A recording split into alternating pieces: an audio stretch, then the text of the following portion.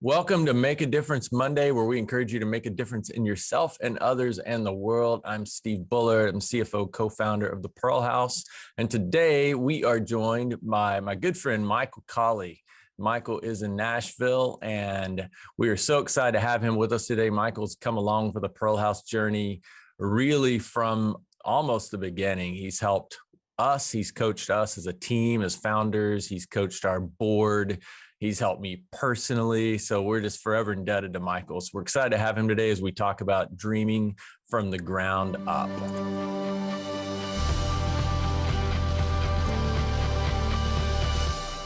So Michael, how you doing? I'm doing well, Steve. Thanks for having me. Good to have you. And I'm digging the Cleveland jersey. What's that about? Yeah, so this is Cleveland 1895 Spiders, which was a baseball team that preceded the Cleveland Indians, and they had the most winning record in baseball. And then that was it for them. After that, they're actually known for having the worst record in the league for the next 5 years. And so I'm going to school in Cleveland currently, and but I haven't been there for a year during the pandemic. And so I thought, what can connect me to Cleveland? And so I found this, replica Spiders jersey, and I liked that they had some success and then they had a lot of failure, because whenever you start something from the ground up, you're going to have success, and then you're going to have a lot of failure, and then you'll have some success, and then you'll have a lot of failure. Right. That's a perfect lead into what we're talking about today. I'm a lifelong San Diego Padres fan, which is also that same little bit of success, a lot of failure. So I'm familiar with that line. So Michael, tell us a little bit about yourself and what you are doing these days. Sure, absolutely. So currently I am a part of Cohort for Care, co-founded that with some partners in March of 2020 in order to help healthcare providers and nonprofit leaders work through burnout and compassion fatigue, which was a problem before the pandemic, but was even brought to greater levels as a result of the pandemic. So we do coaching, consulting, education, and I'm in the kitchen this morning actually because one of my partners, my wife Ashley, she's in the office on a webinar with a group right now, helping them work through actually some of the Enneagram, because part of what we do is help teams get to know themselves better. And so I've been doing that, and then I'm also doing a PhD in management, and I study decision making in that PhD. Currently, I study how physicians make decisions in the electronic medical record. So kind of a mixture of things that may seem disconnected, but is actually working very nicely based on my background, prior to this as a pastor and church planter. Very cool. I want to circle back to some of the things you said in that line there about burning out and things like. I want to circle back to some of that stuff and touch on it. But first of all, just how did you get started? When I talk about the Pearl House, or you talk about your books or your businesses with coaching, a lot of times people will say, that sounds neat. I don't know the first thing about that. So what does that mean? What is the first thing? Like what's the first thing you do when you have a dream like this? Well, I think the first thing for me, and with most people, is you see a need. And so you see a need in the world that you want to contribute to. It's, when you're starting a business, other people need to be also seeing the need and contributing, because that means there's space for you. I think sometimes that's a misconception. People think if I have a novel idea that no one has, they want to be a Steve Jobs or a Bill Gates, and those guys are a very small example, maybe even a poor example of what it takes to become an entrepreneur, to start something. You see a need that is great, and you see an opportunity to meet it, and you believe that you have some interest in meeting the need. And then for me, I had interest, but then I also had to learn a lot. And so it was seeing the need, being interested, evaluating, okay, what can I bring to this? And then saying, okay, and then what can I learn so that I can get better in order to contribute to this? So when you say learning, you're talking about the actual field itself or just about how to start businesses in general? It's both. It's both, right? It's especially when you pivot. So, I changed careers, and so for me, it was having to go to coaching school to learn to become a coach. It was having to go to business school to learn how to run a business. Now, I don't think everybody has to go to business school to learn to run a business, but that's how my mind works. Is I need a formal process in order to get started. So that's what worked for me. So I think it's kind of both and. It's a content in terms of what is it that I'm going to bring, how can I be effective, and what is it going to take to run a successful business, which honestly, some of it can be started in school so that you have the right language and the right understanding in order to talk to people, but then you have to hustle. So speaking of learning, and you read, you talk to people, you go to school, but we also go to the school of hard knocks. We all make mistakes and learn lessons the hard way. Surely that obviously happened for you. It's happened for us many times. What are some lessons you learned, and what are some key mistakes maybe that you made as you built your organization, and what did you learn from it, and kind of how did you go from there to do things differently? I think the hardest lesson for me was that what I am going to do to be successful will be a result of pivoting based on what I set out to do. Um, so you look at the Pearl House, for example, and the Pearl House is growing very rapidly now, multiple locations. A couple, what I would call service lines, where you have the Pearl House, which you began with, the home, and then you have the vocational school, and now an educational institution. So you've pivoted, you've grown, and for me, it meant starting with coaching, adding consulting, and then adding education to that, to where Cohort for Care now has 5 service lines that all fit together in order to provide different aspects of how to help people and help organizations. And so I think for me, I thought my initial thought was, okay, if I can just help people get better, then that will make their lives better. But what I found is that in my business, helping people get better sometimes created more frustration for them, because if I helped them get better, but I didn't have a chance to help them fit better after they had made changes into their organization, then the work we had done together, they weren't actually able to live and work from that on a regular basis. And so then I pivoted to helping organizations. And so I think to recognize that the idea that you started out with, I thought, okay, I'm going to be a coach. And I thought, okay, I'm going to be a life coach. But then when I got started, I thought, as a life coach, I'm not really helping people unless I get into their organization. And so then I pivoted, I learned, went to business school, learned how to talk to executives to become an executive coach who has a deep care and love for people, but also now is able to work with an organization to help the people when they grow and get to make the changes they want. It helps them fit into an organization that is also growing and also creating change, so that both can change and grow together. So when you're doing all of these different, really just kind of businesses within a business, and different, you offer different products, so to speak. At what point did you realize, or that you were being successful, or you were going the right direction? I mean, how do you measure success? Yeah, that's a really good question, and I think it's different for different people. I have friends who, launched a business, and in their first year, they were very successful financially. I have friends that have launched a business, and in their first year, they just kind of started getting all of the things in place. Um, and then the second year, they had some really good success. For myself, what I found, in doing this a couple times, is that I'm a kind of a slow burn type of guy.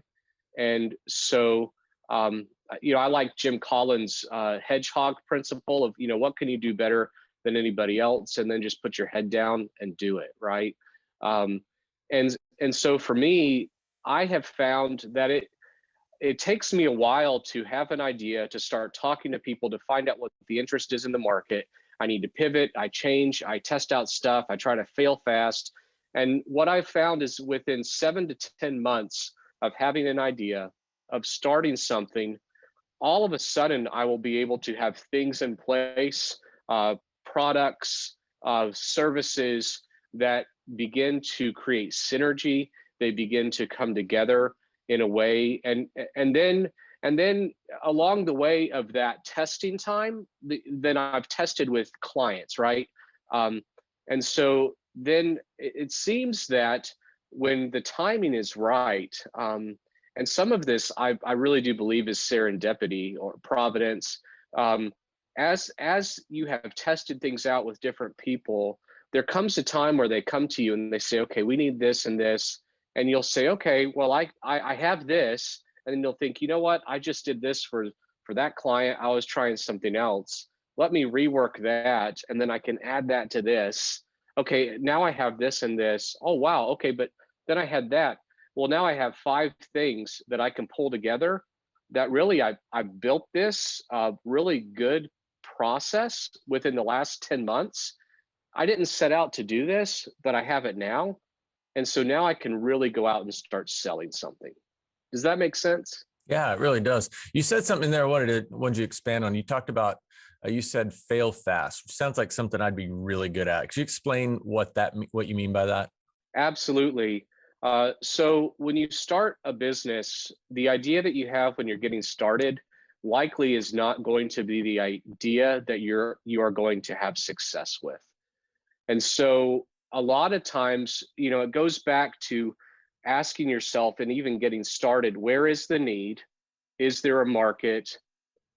How can I contribute? What do I need to learn to contribute? And then you're just going to have to leave that alone. And what's hard for some people is they get stuck and I set out to do this. Okay, well, do that as hard as you can. But if no one is paying you to do that, that means that nobody wants it. So what can you do that is built off of that launches you to try something new and then test that out in the market? Is that something that people want to buy? If it is, great. If people don't want it, it's not worth building a website for. It's not worth developing a logo for. And honestly, that was where I wasted a lot of time early on. I would have an idea, I'd get a cool logo, I'd get a cool website, I'd start a blog, and then nobody's bought anything. And I had wasted all of that time. So if I was if I was going to do this again, and I imagine I will eventually because that's kind of the way that I'm wired, is when you have the idea, wait to get the logo, wait to get the business cards, wait to get the website, unless you have someone that you've partnered with that's all they care about and that's what they're really good at, and then set them loose on that. But don't pay them for it, because it's not going to make you any money right away. Is that helpful? Yeah, that's like I added more. fantastic advice. Yeah, that's great. Well, speaking of adding more, we tend to do that to our plates and we get burned out. And I think that's probably something we've all experienced in life. Talk about burnout a little bit and how we deal with that. Sure, absolutely. And I appreciate you bringing that up. My company, Cohort for Care, recently published a workbook on Kindle called Get a Grip. And the key for this is its grip is spelled with 2 P's. So if you look it up, it's by my partners, Eleanor Wells and Ashley Cauley. And it basically, because of the pandemic, we were not able to get out and start offering these seminars in person. And Zoom is really good, but we wanted to make this information even more accessible. So we put a workbook out on Kindle that was published early this month. And it's basically an acronym for GRIP. And so when you're burned out, what we have found is that it's important to grieve, which recognize that time and support are needed to grieve the losses that you are experiencing in your job and your life. And you may think, why? Okay, but I'm not having losses. I've just gotten started. Well, when you're burned out, something has happened that has created loss. And so what GRIP does is it begins with the process of grieving so that we can come to the place that even when we're hard charging, we still have experienced losses. Even if those losses are those fast fails, those are still losses. So it's important to grieve those. And then that leads you to being able to remember and reflecting on why you chose the ministry or the business that you're in. And remembering is a very good, important first step for dealing with burnout. And then after that, you investigate the why behind the what. What were your expectations, or what are your current expectations that are getting in the way of your growth and development at this time in your business and your life? And then the next question is, who can you partner with? Who are the people that you can rely on, be accountable to, and get support from so that you can start to care for yourself? One of the things that I found is this is a time when making time for exercise that often gets sidelined when we're starting something new becomes super important, and just bringing that into your life for a half hour, for just a short run will do wonders for you in terms of helping you re-engage in your work and combating burnout. And that's part of caring for yourself in terms of finding someone to be accountable to partner with. So, a trainer or someone that's a buddy that's going to say, hey, did you go for that run? And the last thing, which is the final P in GRIP, is to plan. And so developing an individualized plan is very helpful because that will say, okay, where am I today? Where do I want to be in 3 months? And what obstacles am I seeing that are going to keep me from getting where I want to be in 3 months? And then that comes into the work with coaching, which is part of the work I do, which is helping people identify the obstacles based on the goal that they have, and then begin to take action to move either, above, around, below, or through those obstacles so that they can get back to where they need to be. And what I have found in my work is that recovery from burnout takes time, depending on the severity of burnout. It may take, 6 months. It may even take longer. But typically, through this plan, we're able to help people recover from burnout in about 3 months. Michael Cauley, thank you.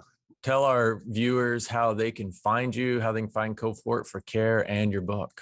Absolutely. So the book is available on Amazon. It's a Kindle digital workbook, so available immediately. And it's Get a Grip. Grip is with 2 P's, GRIPP. And you can visit us to learn more about Cohort for Care at cohort4care.com, cohortforcare.com.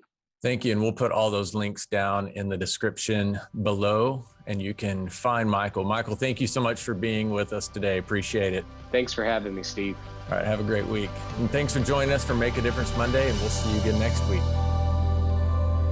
Thank you for listening to Make a Difference Monday. If you would like to learn more about how you can make a difference, visit thepearlhouse.org.